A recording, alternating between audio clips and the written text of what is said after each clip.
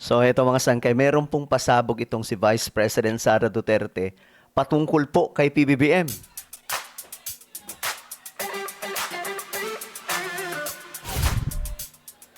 So magandang oras po sa lahat ng mga nanonood ngayon, sa lahat po ng mga solid sangkay. At eto nga, pag-usapan po natin ngayon mga sangkay itong pambihirang lumabas na impormasyon. Matapos po itong si Vice President Sara Duterte, magsalita nga po mga sangkay ng isang pambihirang impormasyon tungkol po sa kanilang relasyon ni PBBM. Ngayon, kumustuhin po natin kasi ito galing po mismo kay VP Sara, no? Tingnan po natin. Anyway, bago tayo magpatuloy sa mga hindi pa po dyan nakakapag-subscribe sa ating YouTube channel, i-click nyo na po yung subscribe para lagi po kayong updated sa bawat vlog natin. Sa mga nanonood po sa Facebook, i-follow nyo po yung ating Facebook page. Okay. Maganda tong tingnan kasi itong si VP Sara, dati pong kasama ni PBBM, 'di ba, sa pangangampanya. Tingnan po natin. Maghanap po tayo ng video. PBBM campaign and Sara. Ayan, BBM campaign.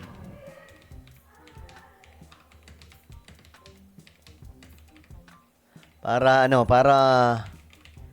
makita natin kung gaano sila ka-close. Ito mga sangkay dati. Hindi pa pala ito binubura ni Vice President Sara Duterte. Ito. Kaya mo yan. Ito. Ayan, mga sangkay. Kaya mo yan.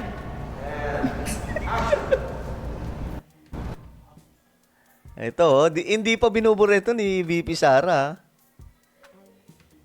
Nandito tayo sa TV ad shoot ng Uniteam. Kasama ko si BBM.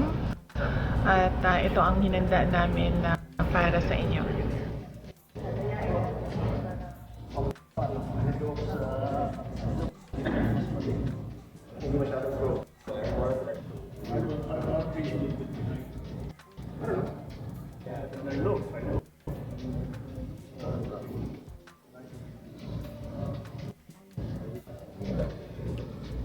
So, ganyan po sila dati, mga sangkay ka-close.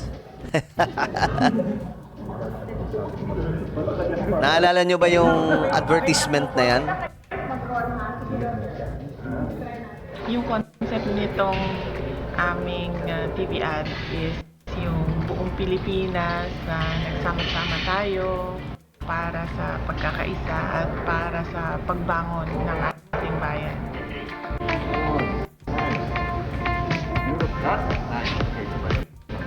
Medyo mahirap Aminin nyo, mga sangkay, kinilig kayo niyan. dahil maraming mga technical na mga kailangan na consideration. So, ginagawa namin ito para makilala kami ng mga taong bayan at malaman nila kung ano yung mga plano namin para sa ating bansa. Okay, so yan. Close sila dati, diba? Ngayon, mga sangkay, bigla pong naudlot yung pagiging magtropa nila, magiging parang silang matalik na pagkaibigan, nung campaign. Kasi nga po, ayun na nga, nangyari kay former President Duterte, nasa dahig na, nagkaroon na po ng mga batuhan ng mga salita. So, nakakalungkot man sa Uniteam, pero nawasak po talaga ito ng gusto. At ngayon, mga sangkay, ito, nagsalita po si Sara Duterte kung kamusta sila ni PBBM. At matindi ang siniwalat niya dito, no? Wala kaming away ni BBM. Wala silang away ni PBBM, sabi po niya. Ulitin natin, baka mali lang tayo ng pandinig. Wala kaming away ni BBM. Wala akong problema sa kanya. Walang away, walang problema. O, kita nyo, mga sangkay, wala naman pala silang away. Actually, kay PBBM, tingin ko wala naman po talaga wala silang alitan ni Vice President Sara Duterte. No? Hindi po sila yung tipong, wala kang marinig. Kahit si PBBM, wala kang narinig na laban kay VP Sara. No? Siguro nasasabi niya, wala silang away. Pero ito Bilang tao, may problema sa kanya bilang presidente. yun lang po. Bilang tao, walang problema si VP Sara kay PBBM. Saan siya may problema? Sa pagiging presidente daw po. Dahil He's a weak leader. And the country is in chaos. Not literal chaos na nagkakagulo tayo. Physical chaos. Nagkakanya-kanya yung mga tao sa gobyerno. Wala nang respeto ang mga tao sa isa't isa. Okay, so anong tingin nyo dyan? Yan po yung ano niya, mga sangkay. Wala silang problema ni PBBM. Wala silang alitan, personal. May problema siya kasi daw weak daw po si PBBM. Do you agree na weak si PBBM? Alam niyo yung rebat ng iba dyan, mga sangkay, sabihin po ng mga supporters ni PBBM, kung weak si PBBM, bakit kayo ngayon isa-isa nang pinapakulong? 'Di ba? Kung weak si PBBM, bakit daw nandun sa dahig si former President Duterte? So, ganyan po yung rebat ng mga supporters ni PBBM. By the way, mga sangkay, tayo nagdi-discuss tayo dito ng neutral, no? Hindi po tayo pumapanig sa awayan ng mga ito. Basta tayo pro-government. Kay PBBM po tayo sumusuporta po tayo sa administrasyon na ito kasi sila po yung nandyan, mga sangkay. Hindi po pwedeng maging kontrabida tayo kasi nga po sinabi po yun ng Bible na magpasakop. Pero, nga, by the way, ito na po. Ano sa tingin nyo? Sabi ni VP Sara, si PBBM daw ay weak leader. Do you agree, guys? And that is my right as a citizen to express. No. So, wala kaming alitan Wala daw sila alitan. na personal Mhm. na dalawa. Baka para sa kanya, meron, pero para sa akin, wala. And whatever I say, whatever comment I have with his administration and with the government right now is my right to freedom of speech. Okay. Well, anong komento nyo doon, mga sangkay? Tingnan nga natin. Ito, may mga nag-comment. Sana naman to, sabi dito, hindi na naman to nakainom ng gamot niya. Sabi naman ni Yovienco, Dok, mali po ang nabigay na gamot sa pasyente. Sabi ni Annalyn, si PBBM pa talaga yung weak?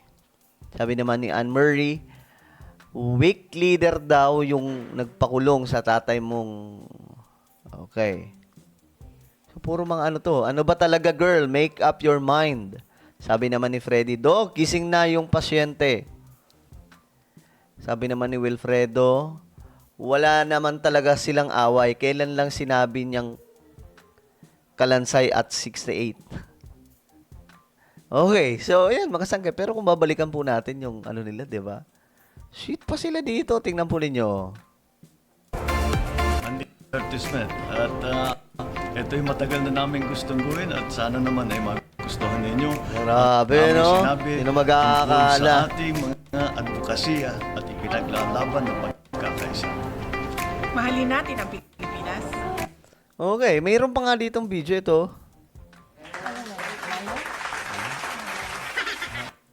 Ikaw, naman yan po. Pantatay ko yun sa kananay ko. Sweet pa nila dito, ano? Happy New Year sa lahat. Manibong...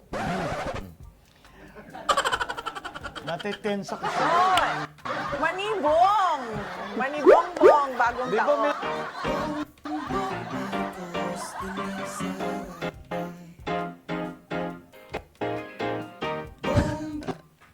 Ang sweet pa nila dito, no? Pero nakakalungkot talaga, no? Na humantong sa ganitong klase yung unit team. Pero, well, harapin natin ang katotohanan. Anong inyong opinion tungkol dyan? Comment down below. Meron tayong YouTube channel. Ito po ay Sangkay Revelation. Hanapin nyo po sa YouTube ngayon din. At i-click nyo po yung subscribe, i-click ang bell, at i-click nyo po yung all. Ako na po ay magpapaalam. Mag-iingat pong lahat. God bless everyone.